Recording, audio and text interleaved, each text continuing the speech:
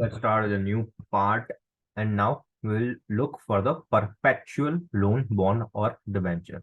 So, perpetual loan, bond, and debenture. In above type of instruments, there is no repayment until the date of liquidation. मतलब liquidation तक कोई भी repayment करने की कोई जरूरत नहीं है. Hence, the same will be classified as financial liability up to the payment of interest, and remaining will be classified as equity. मतलब जो भी पार्ट हम इंटरेस्ट के दौर पे पेमेंट कर रहे हैं for that financial liability, for that bond, debenture और loan, that will be considered as financial liability and remaining will be classified as equity. अब इसका एक एग्जांपल है. Example, X limited issued perpetual bond of ₹10 lakhs having stated interest rate. मतलब contract में interest rate देखिए 8%. Classify the transaction into financial liquidity, financial liability और equity if market rate of interest, market rate दो दिए हैं 10% या फिर 8%. अब पहले अपन कैश फ्लो निकालते हैं. अगर इंटरेस्ट का पेमेंट करना है तो हर साल अपन को कितना कैश फ्लो करना पड़ेगा. So 10 lakhs into 8%, that is 80,000 is equal to cash flow. मतलब हर साल अपन को 80,000 रुपीज का कैश फ्लो करना पड़ेगा. अब मार्केट में रेट हम डिस्काउंट करेंगे उसको मार्केट रेट से. सो 80,000 डिवाइड बाई 10% आएगा 8 lakhs. So the cash flows which we are paying for the part of interest will be taken as a part of financial liability, and the rest part will be taken as equity. So 80,000 divided by 10%, which forms the part of interest, जो हम पूरी life time तक जो interest पे करेंगे, जो 8 लाख रुपए का इंटरेस्ट होगा पूरी लाइफ टाइम तक हम पे करते रहेंगे, तो वो एक फाइनेंशियल लायबिलिटी बन जाएगी. और जो 2 लाख बचा है, जो 2 लाख डिफरेंस है, 10 लाख माइनस 8 लाख का जो डिफरेंस है 2 लाख, वो इक्विटी में चला जाएगा. वो इक्विटी इंस्ट्रूमेंट है. अब अगर अपना मार्केट रेट सेम है, जैसे स्टेटेड कॉन्ट्रेक्चुअल रेट के साथ सेम है, तो क्या करेंगे, 80,000 डिवाइड बाई 8% क्या आएगा, 10 लाख. तो जो पूरा अमाउंट है, अगर कॉन्ट्रेक्चुअल रेट और मार्केट रेट दोनों सेम है, तो जो पूरे का पूरा अमाउंट आएगा वो पूरा अपना फाइनेंशियल लायबिलिटी है, क्योंकि वो सेम अमाउंट हमें लाइफ टाइम तक एज इंटरेस्ट देना पड़ेगा. देना देते रहना है लाइफ टाइम तक, तो वो आ जाएगा फुल फाइनेंशियल लायबिलिटी में. Now rescheduling of loan. Dues to the rescheduling of loan, if the entity is supposed to pay excess amount for the settlement, then such excess amount will be treated as financial liability. हम इसको illustration के through ही देखेंगे. Rescheduling of loan मतलब ये क्या है कि अगर रीशेड्यूलिंग हुआ तो जो भी डिफरेंस आ रहा है from the existing loan and the rescheduled loan will be treated as financial liability. जो भी डिफरेंस का अमाउंट है, जो भी एक्सेस अमाउंट है, will be treated as a financial liability. Now we will see the example for the same. The illustration is illustration number 5. Illustration number 5. A Limited makes a borrowing for INR rupees 10 lakhs from DRC Bank with bullet repayment of INR 10 lakhs and an annual interest rate of rupees of 12% per annum. Now company defaults at the end of fifth year. Fifth year के end पे default करती है, and consequently a rescheduling of payment schedule is made beginning the sixth year onwards. Sixth year का onwards rescheduling payment change होता है. The company is required to pay 1,30,000 at the end of sixth year for one-time payment in lieu of defaults in payment made earlier. Does the above treatment meet the definition of financial liability? Please explain. A Limited has entered into an agreement where against the borrowing, A Limited has contractual obligation to make stream of payments that meets the definition of financial liability. मतलब ये जो transaction है वो तो financial liability है. Now अब इसमें ना दो टाइप के सॉल्यूशन हो सकता है. तो पहले हम देख रहे हैं, अगर हम 6th ईयर के एंड के पे कैलकुलेशन कर रहे हैं तब क्या होगा, क्योंकि 6th ईयर के एंड पे हम फर्स्ट पेमेंट कर रहे हैं 1,30,000 का. तो पहले लोन का प्रिंसिपल अमाउंट है 10 लाख. फिर amount payable eight the end of 6th year, मतलब क्या है, 10 लाख जो 4th ईयर के एंड पे था, और उस पे इंटरेस्ट चढ़ाया 12% और उस पे भी इंटरेस्ट चढ़ाया, तो टोटल अमाउंट क्या हो जाएगी, amount payable eight the end of 12th year, it would be 12,54,400. But हम वन टाइम सेटलमेंट क्या कर रहे हैं, additional amount payable that is 45,600. ये कैलकुलेशन कब है, जब हम 6th ईयर के एंड पे हम कैलकुलेशन करेंगे. बट अगर हमें 5th ईयर के एंड का कैलकुलेशन चाहिए, 5th ईयर के एंड का कैलकुलेशन चाहिए, तो उसके लिए हमें पहले क्या करना पड़ेगा, 30 लाख जो हमको 6th ईयर के एंड पे पेमेंट करना पड़ेगा, उसको हम 1.12 से प्रेजेंट वैल्यू पे लाएंगे. So 13 lakh divide by 1.12 is equals to 1160,714 और at the end of the fifth year 10 lakh क्या हो जाएगा?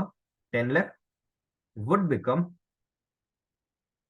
10 lakh into 1.12 is equals to 11,20,000 बन जाएगा ये। तो इन दोनों का डिफरेंस क्या आ गया?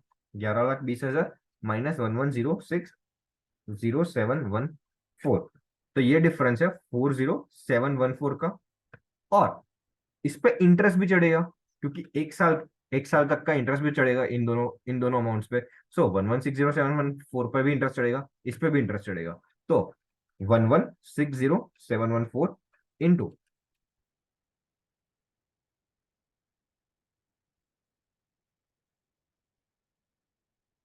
इसका इंटरेस्ट क्या होगा? पहले वाला 139,285.68 और 11,20,000 पे इंटरेस्ट अगर चढ़ाएंगे तो वो कितना होगा? 1,34,400। अब इन दोनों का जो डिफरेंस है, सो 139,285.68 माइनस 134,400 इज इक्वल्स टू 4,885.68। तो ये इंटरेस्ट का डिफरेंस और ये जो प्रिंसिपल अमाउंट का डिफरेंस है, और इन दोनों का जो डिफरेंस आएगा, इन दोनों को जब हम ऐड करेंगे, सो 40714 plus 4,885.68 it will give 45,600।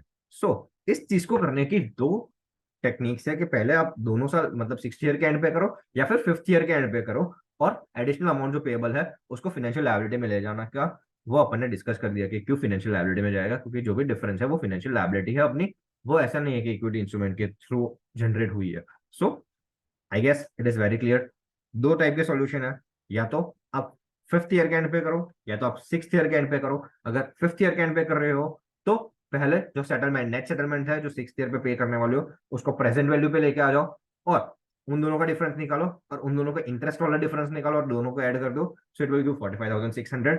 And the second way and the second method to do the same is moving forward to the 6th year. तो उसमें क्या करना है कि जो अपना प्रिंसिपल अमाउंट है 10 लाख इंटू 1.12 इंटू 1.12 कर दो, तो अपन फ्यूचर वैल्यू पे पहुंच जाएंगे और उसमें से जो भी वन टाइम सेटलमेंट है 6th ईयर के एंड वाला वो निकाल दो, तो 45,600। I guess it is very clear. Now I will move to the unit number 3।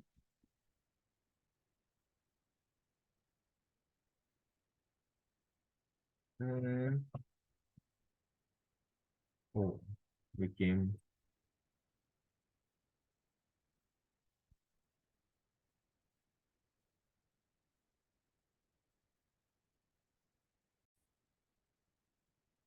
Now let's start unit number 3, equity and financial liabilities. So first, A Limited, A Limited issues preferences to B Limited. Those preferences are redeemable at the end of 10 years from the date of issue and entitle the holder to a cumulative dividend of 15% per annum. The rate of dividend is commensurate with the credit risk profile of the issuer. Examine the nature of the financial instrument. मतलब preference shares redeemable nature के है, 10 साल के बाद हो गए तो वो तो फाइनेंशियल लायबिलिटी है क्योंकि contractual obligation to deliver cash to the preference share holder, वो हो गया। अब क्यूमुलेटिव डिविडेंड, अगर क्यूमुलेटिव डिविडेंड है तो जब तक डिक्लेयर नहीं किया है it will remain part of equity cumulative dividend. If not declared तो रहेगा इक्विटी। पर अगर डिक्लेयर कर दिया है, उसको डिक्लेयर कर दिया डिक्लेयर्ड, तो वो बन जाएगा financial liability. So that was with the question number 1. Now the second. X Company Limited issues debentures to Y Company Limited. Those debentures are redeemable at the end of 10 years from the date of issue. End of 10 years from the date of issue.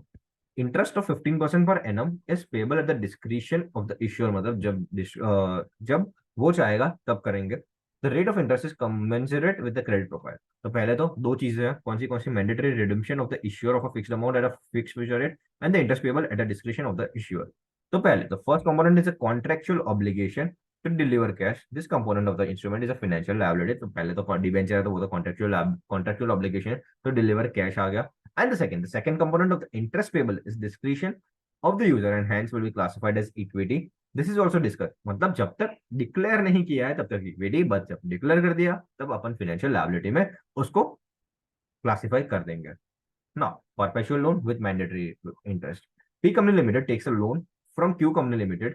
The loan is perpetual and entities and entitles the holder to the fixed interest of 8% per annum. यह हमने अभी ही देखा जो loan वाला जो किया वो. So the interest has two components: mandatory interest and perpetual nature of the principal amount. The first component is a contractual obligation to deliver cash to lender that cannot be avoided. This component is a financial liability, और वो तो financial liability ही है पहले से ही. So bond में क्या जितना interest है, नहीं मैंने शायद गलत बोला, तो जितना इंटरेस्ट का पेमेंट हम कर रहे हैं तो वो फाइनेंशियल लायबिलिटी, बट जो रिमेनिंग पोर्शन बाकी रह जाता है तो वो इक्विटी में चला जाएगा.